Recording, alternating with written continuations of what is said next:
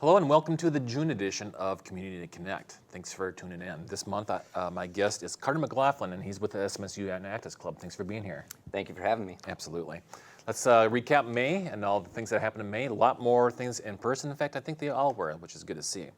The Chamber rolled out Marshall Leadership Academy in April, and we had 27 applicants come in. And this is a really good program. It's been on hiatus now for eight years. So we had 27 applicants, and we're excited for the class that starts this upcoming fall. And this is an opportunity for some of our up-and-coming leaders in town to kind of get a good inside feel of what Marshall has to offer.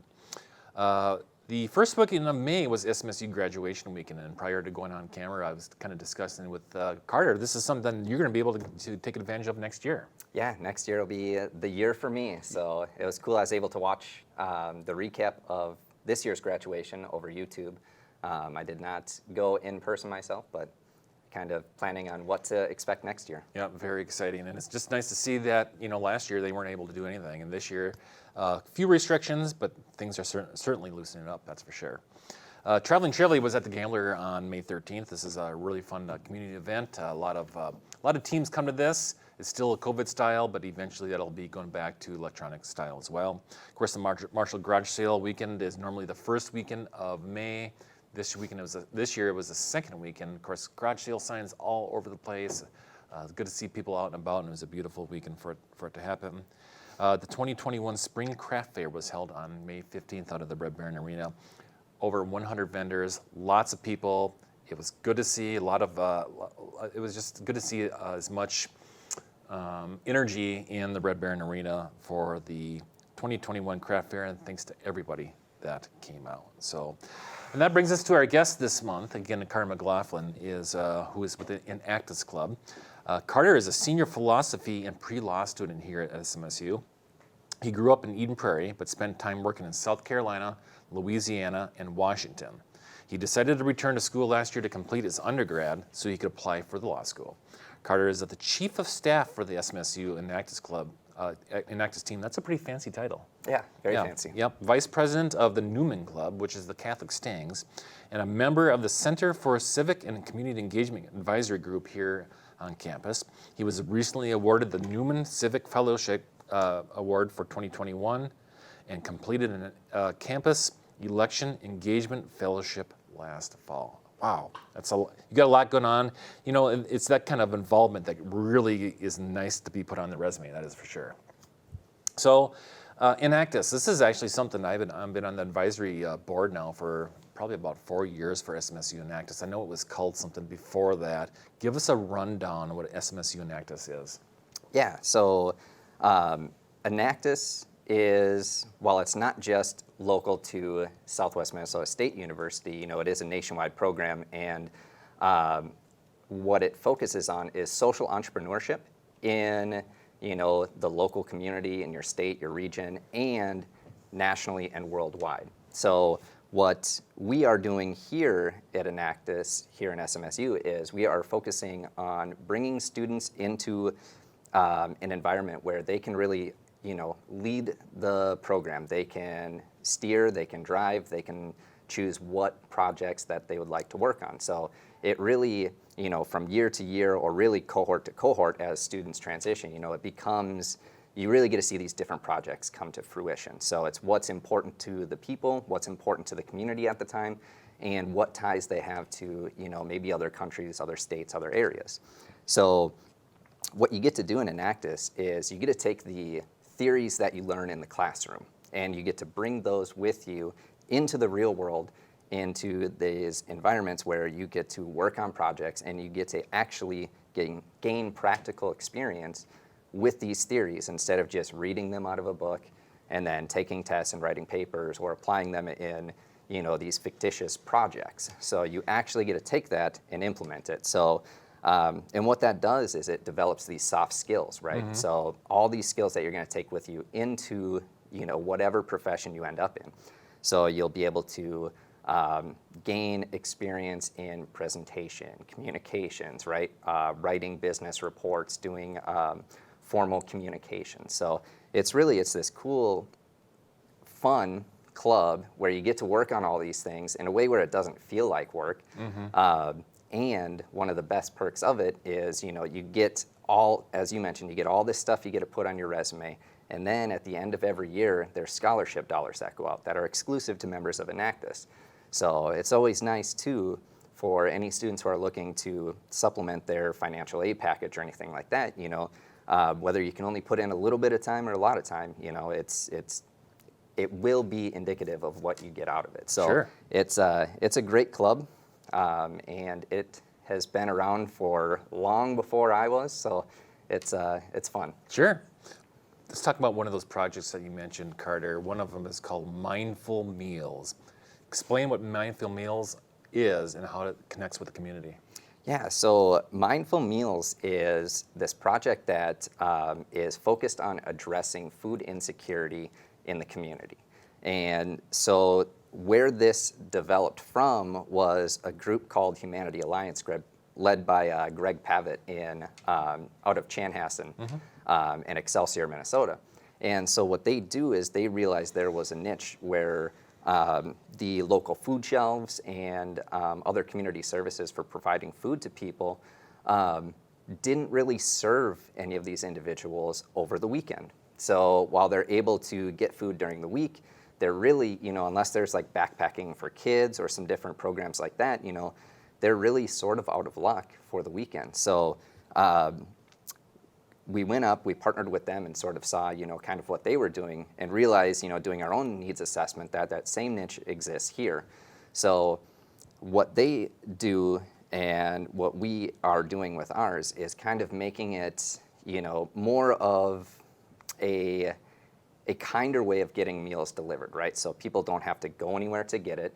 There's more dignity involved in it because we're not, stuffing items in kids' backpacks and things. So there's less opportunity for any shaming because, Sure. Kids, they don't necessarily understand things, so they can call it out and see it, and maybe people don't, respond in the right ways. Sure. So what we'll be doing is rescuing food. So food that would otherwise be thrown away for no good reason, right? Other than that it's perishable. So Yep. it comes close to its shelf life. They've got to get rid of it, cycle in new foods. So what we do is we take in the food and we rescue it, and through partners, we'll create healthy food options that are pre-prepared, pre-packaged meals that we will then deliver to the door. So it's a great opportunity to, we have high aspirations for this, right? We are seeing where it can go, but first we're going to start by targeting the K through 12 community. So Sure. that's kind of what it is and how it'll affect our community here. That's awesome. It is a very much needed topic, and I love how the research, you have to put a lot of research into this kind of project in order for it to kind of take off. So speaking of taking it off, where are we at with this project, and when do you expect it to unfold? So currently we have just completed our needs assessment. So we have the information as to what the specific needs are in the community, where we think we can make an impact, and how we can make that impact immediately. And so in doing that, our first year is going to be basically proofing our concept. So we're not going to rush out there and try and feed the whole world and then not be able to sustain that and fail, right? So our plan is to target the K through 12, the Marshall Public School systems, figure out an area that would work best for us, that has immediate needs that we know our supply of rescued goods will be able to support, and then what we're doing as well is building our partnerships as far as who's going to prepare the meals, who's going to deliver the meals, and where exactly we can get contracts and agreements to have sustainable resources coming in. Cool. So you mentioned the program has to sustain. So where do you see this 1 year from now? Where do you see this from 3 years and 5 years from now? Yeah.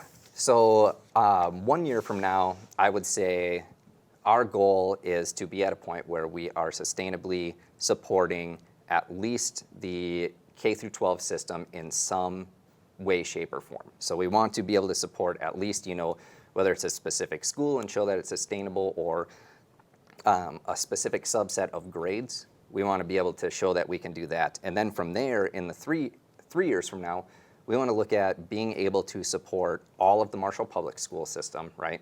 And we would also like to be supporting the SMSU students and certain community members as well, low income, elderly, people who are, getting Meals on Wheels and different services like that. We want to be able to support all of that. And then 5 years from now, the goal is to really have enough resources coming in consistently and enough partners in line where we can support the whole community. Whoever needs food, we can get them on our routes, and then also support really we'd like to bring it out into the region. So we want to support as much of the greater Marshall area and the rest of our 9-county region as well. Right. You mentioned resources, and obviously once certain businesses can kind of get wind of this, they might be able to support you. So that's the next question. Is there any way the community and the businesses in the community can help and chip in on a project like this? Yeah, so we are always looking for help. And some of the best ways where we can get help from the community is, through partnerships where, looking for those resources. If there are grocers who are looking for ways to maybe write off some of the goods that they have to get rid of as they transition them out. We are a 501c3, so we're a nonprofit, so you could donate and get tax write-offs for that. Also, we have communicated with Ralco and our agronomy program, so they have the research plots, and so they're actually going to be supplying certain portions of the crops that they yield to us as well. So if there are local farmers, or if there are people with local gardens that have access or excess of anything, we would be happy to take anything off, and then we could, write whatever paperwork is necessary or sign anything to have it be an itemized deduction for them. So those are ways to, anything that comes in would be great. Also, any sort of volunteerism we'll be looking for, especially once we get into the actual distribution. We'll be looking for people within the community, and especially as we expand to deliver these meals. And then, so there'll be more to come on exactly what times and dates and everything, but that would be an easy way for, sort of our younger crowd or our older crowd to get involved and get engaged. Right. And then also, any advertising or marketing. As we get going, we really, word of mouth is key, and getting the information out there will be helpful. And, since we're a student group and student club, we don't always have all the funds to pay for the expensive advertising and things. So if there's any of that available, that's always the community can reach out and help make an impact where we can give it back to the community. Great. Final question. So if somebody's interested in reaching out to you, Carter, or the rest of the team, what's the best way to reach out? So the best way to reach out to the team would be to email Enactus at smsu.edu. And that's ENACTUS at smsu.edu. So that goes directly to our emails, and then myself and some of our other leadership team, we monitor that. Otherwise, if you are familiar and Dr. Doug Simon or Dr. George Taylor, feel free to bug them, and they are very involved in this as well. So. Sure. How many kids are in that? Or students are in Enactus? That's okay. You can call us kids. That's fine. Forever young. Right. There are about 30 of us. So Okay. it's interesting that, coming into last year, due to attrition and everything, we were down to 2 members. So there were 2 original members. And through those 2 members, they actually recruited myself. And then, as much as, extremely active individuals, probably about 20. Sure. And then we have some additional members who have now graduated and who are still going to maintain some degree of involvement as well. So Cool. Pretty neat. Right. Well, thanks again for being here, Carter. So SMSU Enactus is actually a chamber member too. So feel free to reach out, and I can certainly put you in touch with Carter or anybody on the Enactus team for this project. And this isn't the only project. They do several projects throughout the year and over time. So thanks again for everything you do for campus and the community. This is outstanding. So and more to come, right?